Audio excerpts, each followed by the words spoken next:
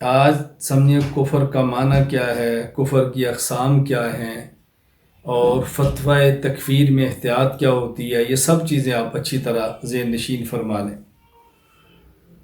کفر کا لغوی معنی علامہ محمد عبد الرؤف بن تاج العارفین المناوی رحمہ اللہ تعالی، وفات 1071 ہجری، التعاریف میں لکھتے ہیں: الکفر تغطیۃ ما حقہ الاظہار، جس چیز کو ظاہر کرنا ضروری ہے اس کو چھپا لینا کفر ہے۔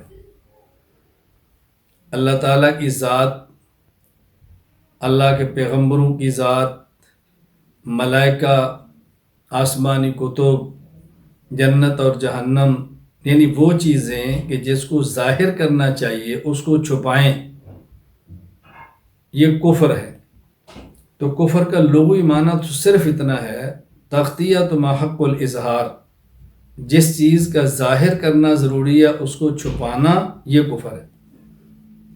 یہ میں نے مثال دی ہے، لغوی اور اصطلاحی کی مناسبت ہلکی سی بتائی ہے۔ بہرحال کفر کا لغوی معنی ہے الکفر تغطیۃ ما حق الاظہار، جس چیز کا ظاہر کرنا، جس چیز کو ظاہر کرنا چاہیے اس کو چھپا لینا، یہ کفر ہے۔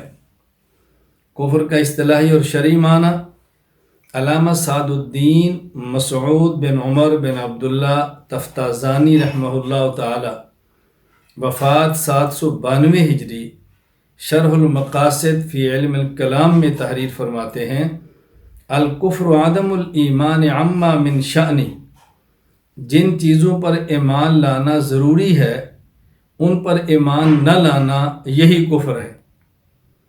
جس چیزوں کو ماننا ضروری ہے ان کو نہ ماننا، یہی کفر ہے۔